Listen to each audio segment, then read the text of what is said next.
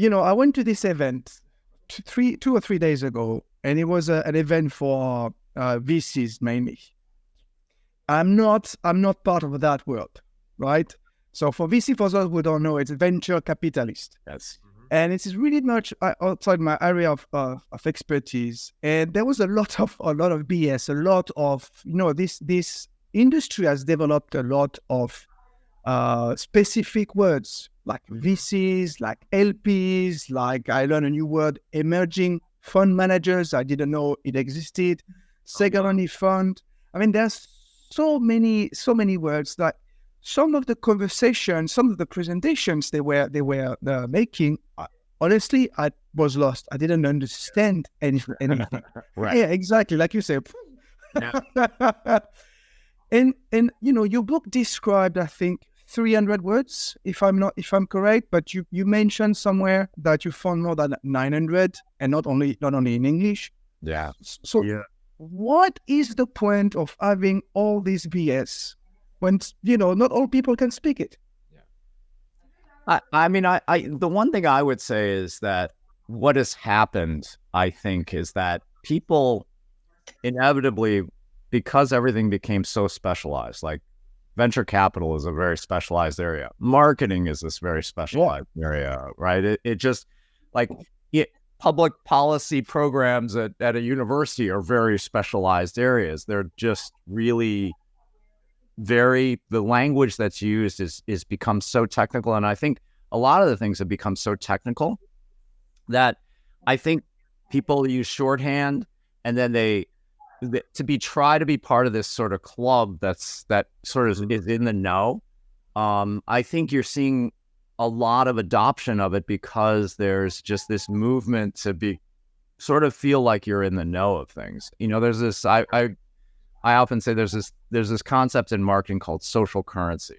And what it is that you hear something and you pass it along to seem cooler, smarter, funnier, or whatever. It could be a joke. It could be any number of things. It's the same principle, I think, that happens with jargon and BS, is that you hear something and then you really want to pass that along to seem cool or smarter or in the know. And I think that's a lot of what happens. Unfortunately, for people who are outside, that gets harder. So, some of that is just knowing your audience and knowing who you're speaking to, because ultimately you're a bottleneck guy, Laurent. And so like you don't want to create a bottleneck. If you want to better communicate, you have to understand who you're talking to. And I think that's what happens with a lot of people, is they don't differentiate people in the industry versus outside. Absolutely. But you see, for instance, sorry, Bob, we'll go to you. Like I'm a startup mentor, right? So, and before being a startup mentor, I was not familiar with the startup world, but I had to learn the startup BS so that when I have a coaching conversation, a mentoring conversation, I understand what they're telling me. Yeah. So it's if you want to be part of the club, like you said, Tim, you have to learn the language instead of them making an effort to adapting to you, to everybody. Yeah, I think you're absolutely right, Laurent. It is necessary. I think Tim made that point too. It's necessary to communicate some of these terms to be efficient and to be knowledgeable in the area that you're talking about. I think the big differentiator, and Tim touched on it, is some people are using these terms to establish status rather than to communicate ideas. Right. That to me is where it gets a little uncomfortable for me. So when you're at that conference of VCs, as long as they're using it in a room where the audience knows what the term is, great. Use it. Use CAGR, EBITDA, whatever terms you want to use that are specific to that industry. But if you're doing it just to kind of show the room, hey, I'm pretty smart, and you may not know what I'm talking about, then that to me is probably a reason not to use it. Yeah. Now imagine if companies start doing it with their customers. Oh yeah.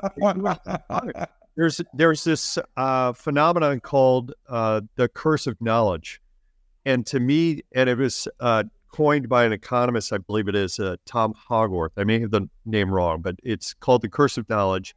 And that also is a reason why people use it. And the idea behind the curse of knowledge is you become so knowledgeable about something, you forget what it's like to be new to it. And so in a room of VCs, they don't appreciate that there are people that are new to this world. And they're just throwing it around and not even thinking about, oh, this may be a new term to my audience. Yeah. Yeah. You're a marketing guy, Tim. Yes. Do you see that a lot, that issue of, communicating too much BS to your customers? Yeah, I mean, we deal a lot with small businesses. So small businesses, I don't want to say they're not as sophisticated in the marketing terminology as maybe other customers are, but I think everything now has become, even social media marketing, right? Just a branch of marketing has become so specific in terms of like the terminology used. Like email marketing has its own lingo, right? Like if you do e-commerce, it has its own language. And I think the hard part for a lot of businesses and a lot of entrepreneurs is just, especially when it comes to marketing, is just each one has its own. So like I'm just trying to learn marketing and you're throwing terms at me that are this, and this, right?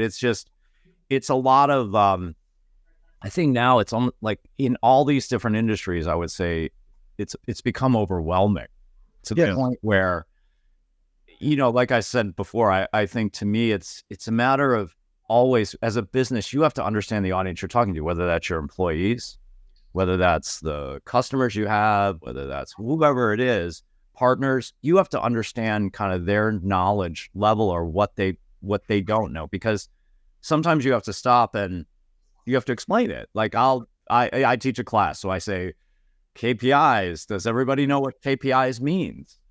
And some of the people in the class don't, right? So I think that's where you have to, I think, be a little bit more empathetic to the person that you're talking to. And I think embrace the culture where it's okay to raise your hand and say, I don't know. Yeah. Too. That's important.